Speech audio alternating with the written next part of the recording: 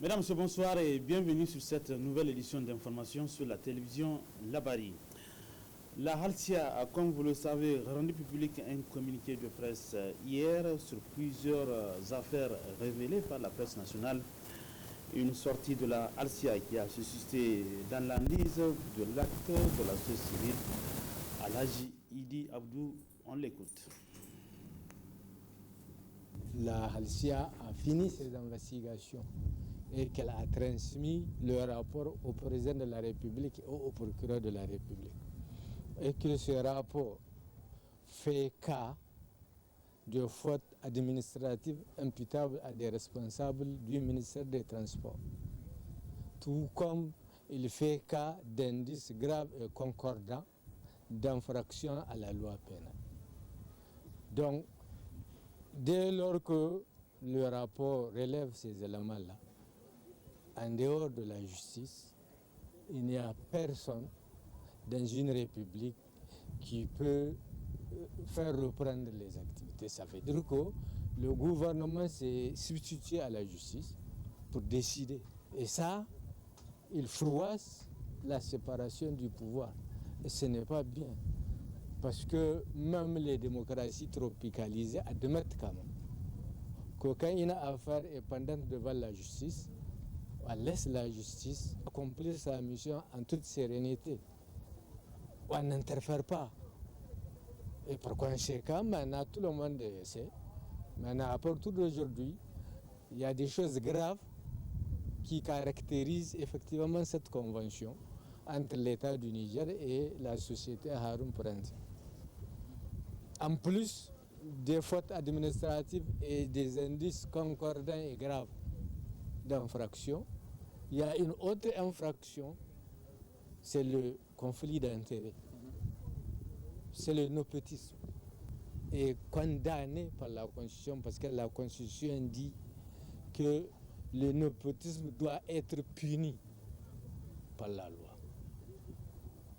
Quand vous remettez tout ensemble, la faute administrative, il y a des sanctions.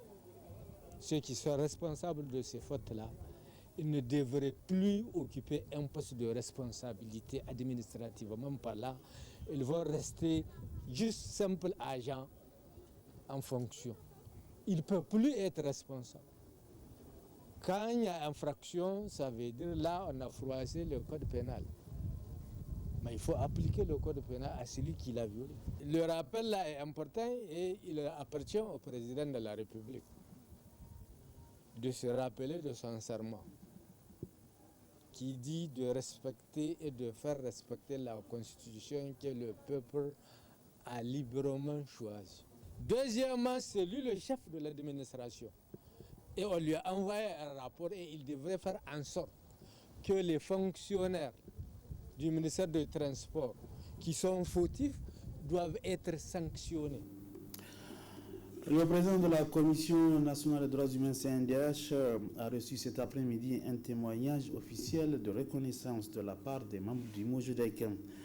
Une initiative justifiée par la disponibilité et les conseils du professeur Hadi Dikiri à l'endroit du MOJEDEC et de la société civile en général. Entouré de ses collaborateurs, le président de la Commission nationale des droits humains, CNDH, a été honoré ce vendredi 4 octobre 2019. Il s'agit d'un témoignage officiel de reconnaissance au président Khalid Dikiri, décerné par le bureau exécutif du MOJEDEC pour tous les services rendus et sa disponibilité aux côtés des organisations de la société civile en général et du MOJEDEC en particulier. L'histoire retiendra que c'est à votre temps, en tant que président de la Commission nationale des droits humains, que l'institution a été réaccréditée au statut A, permettant ainsi à notre pays de se hisser au rang des nations les plus respectueuses des droits humains. Monsieur le Président, grâce à votre leadership, la CNDH a toujours eu l'opportunité de participer ou de s'impliquer dans la gestion de plusieurs conflits sociaux en offrant constamment ses bons offices. Sans être exhaustif, je citerai les crises scolaires et universitaires, les différends entre les syndicats de travailleurs et l'État, pour ne citer que celle-là. Tout en citant l'exemple du Mojedec pour l'alternance qui a prévalu, le président Khalid Ikiri a félicité les membres de la structure pour les actions menées pour le rayonnement de la démocratie au Niger. C'est pour la Commission nationale des droits humains une fierté, car ça veut dire quelque part que ça bouge au niveau de la Commission. Et même si au niveau mondial, les INDH du monde entier ont reconnu cet effort de la Commission nationale des droits humains, car la CNDH a pu être accréditée au statut A après l'avoir perdu en 2009. C'est un signe fort de la part du Mojedec de reconnaissance que nous prenons à sa juste valeur. En décidant de décerner un témoignage officiel de reconnaissance au président de la CNDH, le bureau exécutif national du Mojedec s'inscrit dans cette vision qui consiste à reconnaître les valeurs intrinsèques de Khalid Ikiri, celui que certains appellent le dinosaure de la société civile nigérienne.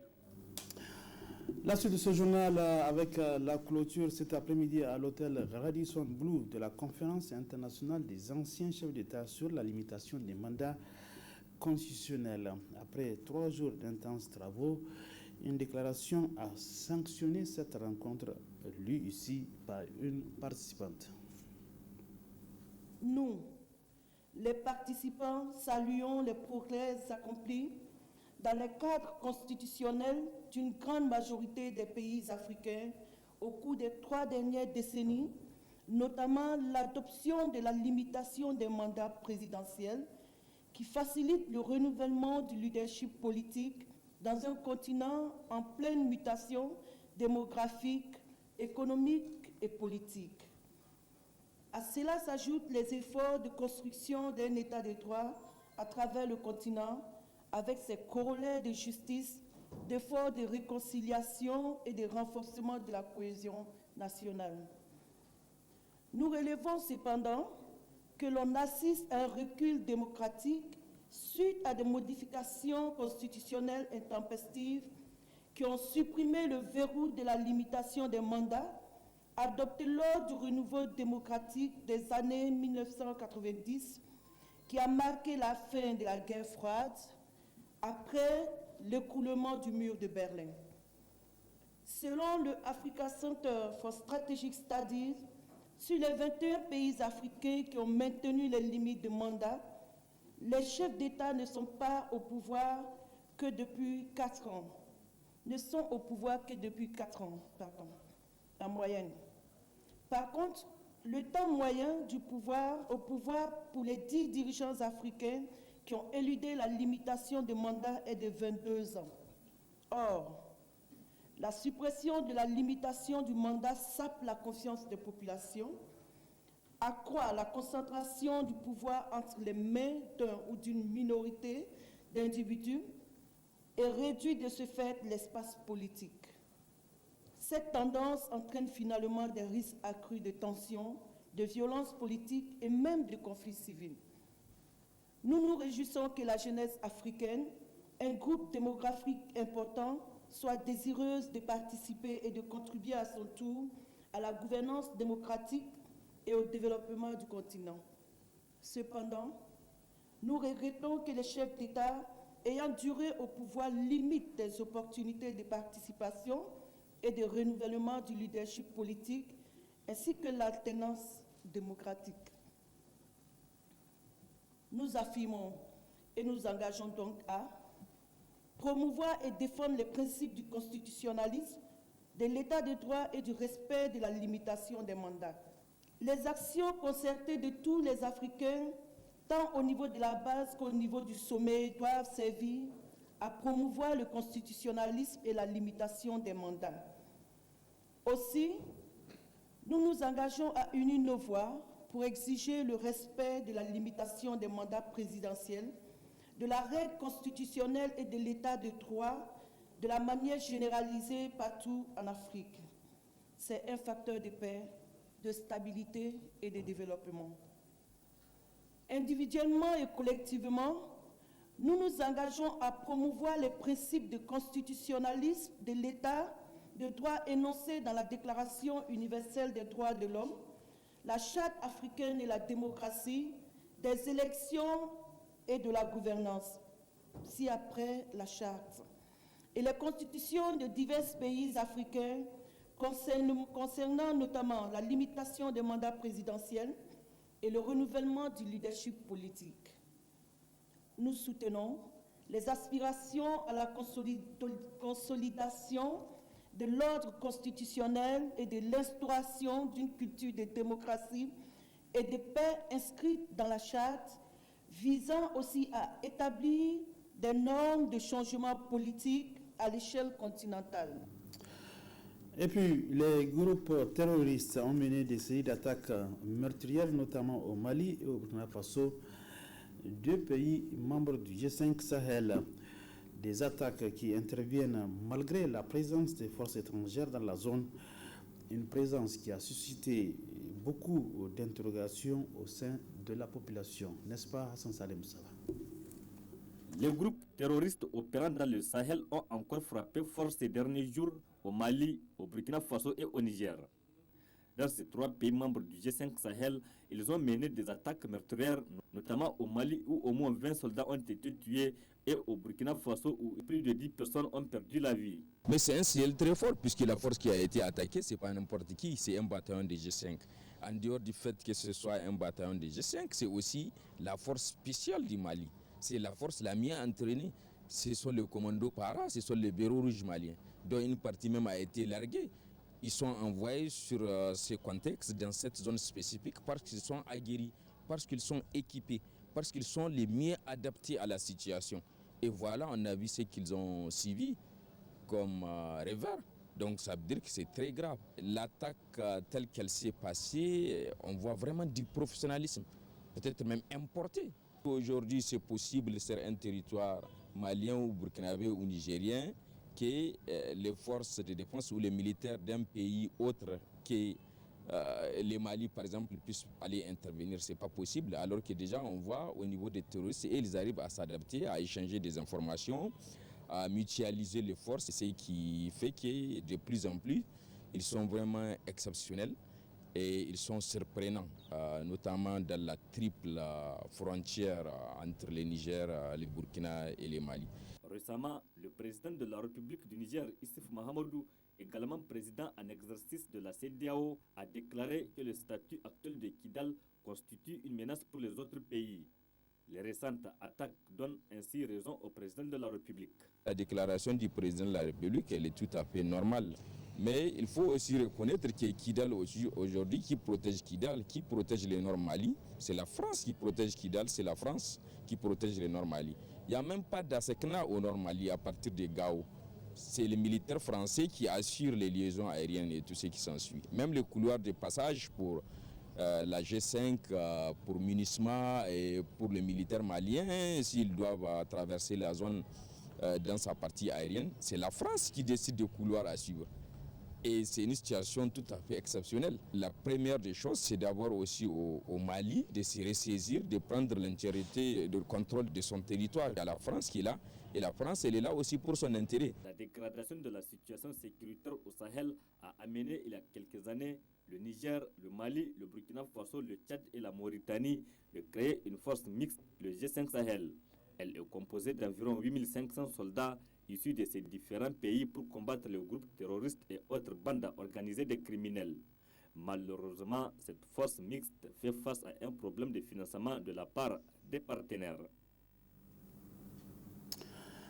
La suite de ce journal avec cette brève, l'acteur de la société civile Abdou Neto du Maradi est libre depuis ce matin. Il a bénéficié d'une relaxe dans l'affaire des valises de dollars ramassé par un ressortissant de Maradi. Nous y reviendrons dans nos prochaines éditions d'information. Dernier aspect de cette édition d'information, et c'est pour parler d'éducation, tout comme les autres cycles, la quasi-totalité des écoles professionnelles et techniques ont effectué leur rentrée le 1er octobre dernier. Une rentrée qui semble timide dans certaines écoles professionnelles de la capitale. Le constat est signé Balkissa Tahirou. Tout comme au premier cycle du secondaire et du niveau primaire, les écoles professionnelles et techniques ont également effectué les rentrées académiques 2019-2020. Une rentrée plus ou moins timide à une semaine de la reprise. Même si dans certaines écoles, plusieurs dispositifs ont été pris pour que, dans les meilleurs délais, les cours puissent débuter. Depuis le début du mois de septembre, nous étions en train de préparer la rentrée et nous l'avons faite le mardi 1er octobre. Ici à Kouartagui, nous formons au BEP, le centre de formation professionnelle. Donc les deuxièmes années ont fait leur rentrée, ils sont venus, nous leur avons donné les fournitures. Ce matin, vous avez remarqué, nous avons tenu la réunion du conseil des profs. Les différents formateurs donc, ont reçu leur tableau de service et Inch'Allah, le lundi, les cours vont commencer pour les deuxièmes années. Pour les premières années, nous sommes en train encore de recevoir donc, les enfants qui sont orientés, puisqu'il y a des passerelles au niveau de la formation professionnelle. Ceux qui ont fait le CAP, ils viennent chez nous pour préparer le BEP. Il y a également la deuxième catégorie donc, des apprenants que nous avons, ce sont ceux qui passent le concours. Donc après le BEPC, ils font un concours d'entrée et les admis sont chez nous, ils viennent chez nous comme étant donc, des boursiers de l'État. Il ne reste plus que le concours des parents d'élèves pour une meilleure formation. Les parents donc, de ces apprenants-là aient un œil sur leurs enfants. Ce n'est pas à la fin de l'année que les gens vont courir pour venir nous demander c'est quoi la situation donc, de leurs enfants. Nous voulons tout le temps que les gens viennent, que les gens nous posent la question de savoir quelle est la situation donc, de leurs enfants. Nous sommes là pour eux, nous sommes là pour leur apprendre un métier. Et alors, l'assiduité devrait être de rigueur. Quand on fait un exercice et que l'enfant, l'apprenant n'est pas là, ce serait extrêmement difficile pour lui de rattraper. C'est ce qui fait que nous tenons vraiment de la rigueur par rapport à l'assiduité, par rapport en fait, au fait que les enfants soient permanemment présents. Le rendez-vous est pris pour le lundi 7 octobre pour la reprise effective des cours au niveau du centre de formation professionnelle et technique de Niamey. Voilà, c'est sur ce constat prend fin cette édition d'information. Mesdames et messieurs, merci à vous de l'avoir suivi. Bon début de week-end à tous. Bonsoir.